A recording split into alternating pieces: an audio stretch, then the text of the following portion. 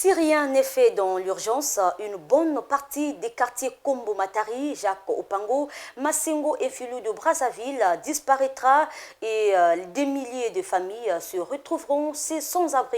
Constat sur ces images. Des milliers de familles menacées par les érosions. Massengo, Kombo Matari, Jacques Opango, Mfilou, ces quartiers de Brazzaville s'effritent. Plus d'une centaine de maisons dévastées. Certaines familles, face à l'avancée spectaculaire de ces érosions, ont abandonné leurs maisons pour trouver refuge ailleurs. Des érosions de plusieurs kilomètres de profondeur, une ampleur qui annule tous les efforts des populations riveraines, en majorité abandonnées à elles-mêmes. Dévastées, je dis dévastées. Je vous apprends que dès que vous êtes arrivé chez moi, si c'était peut-être un chef de quartier, un chef de bloc qui est arrivé, c'est la mort d'homme. Mais voilà comment je perds une maison. Cette maison est construite par une entreprise. Un jeune cocotier a construit cette maison. Aujourd'hui, nous sommes abandonnés à nous-mêmes. Hein?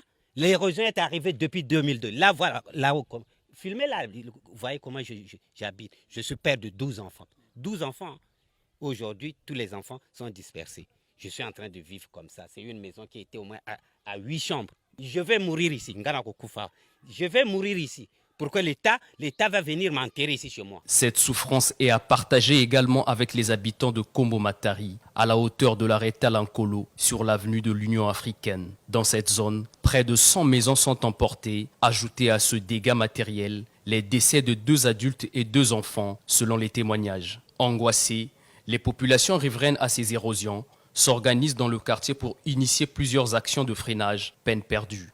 Au fil du temps, quand il y a eu encore pluie, une autre chute de rougeur s'est créée devant là-bas et qui a tout ramassé, qui a tout amené parce que c'était une forte pluie qui avait duré longtemps, avait tout emporté. Et c'est là où l'érosion a pris l'allure pour progresser. Tout en progressant, nous étions toujours dans la cotisation, les travaux et tout.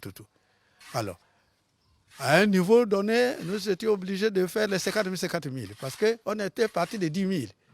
De 10 000, quand ça a pris l'ampleur, on a cotisé à hauteur de 20 000 chacun. Ça ne tenait pas. Maintenant, à un niveau, vers l'hôtel en construction, il y avait un hôtel quelque part là, nous étions obligés de cotiser 50 000 francs chacun. Et malgré tout cela, ça ne faisait qu'apporter. J'ai perdu une partie déjà de la maison. Et là, je suis dans l'érosion, je suis là. Je ne sais où, je n'irai nulle part parce que je n'ai pas un autre local, quelque part. Sinon, j'ai peut-être des parcelles, pas un autre local. Il n'y a pas d'argent pour construire, je suis retraité. Il n'y a pas d'argent. Ces érosions ne datent pas d'aujourd'hui. À bout de force, dépourvus de moyens, ces hommes et femmes ne comptent désormais que sur la clémence de la nature. L'érosion a commencé depuis le bas là-bas et depuis presque 2013 ou 2014. Les gens, il y en a qui sont fatigués, ils demandent, mais qu'est-ce qu'on a fait de l'argent qu'on a donné entre-temps? Effectivement, je vous ai parlé d'une église qui nous aide, là, l'église d'Alankolo. On a fait des tonneaux, mais tant que ces tonneaux-là ne vont pas jusqu'au ruisseau, donc jusqu'à la Tiémé, en bas là-bas, aucun effet ne peut se produire. Parce que l'eau là, qui sort des tonneaux, tombe là. Mais quand ça tombe, ça fait quoi? Ça creuse. Et puis, en sus de cela, tant que vous n'avez pas éradiqué le mal à la racine, c'est-à-dire que vous n'avez pas étouffé les gouttières, l'eau continuera toujours à descendre.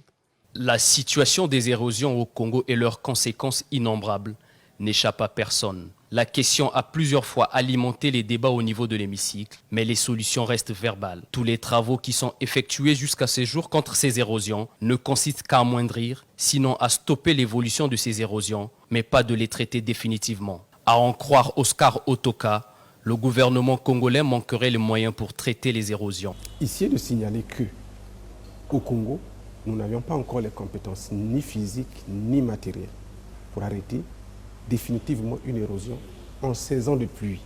La seule politique pour arrêter une érosion, c'est d'abord prévenir. C'est d'abord aménager avant les occupations. Il faut d'abord aménager les terrains avant que ces terrains ne soient occupés, apporter des assainissements conséquents. Lorsque ces terrains sont occupés, naturellement les érosions s'accélèrent. Et quand ces érosions s'accélèrent, aujourd'hui, on ne fait face qu'aux pointes d'érosion, mais pas aux érosions de façon définitive. Sinon, l'érosion de façon définitive, pour les éradiquer, pardon, il n'y a qu'une seule solution, ce sont les aménagements conséquents qu'il faille apporter, malheureusement. L'aménagement du territoire devenu un vrai slogan.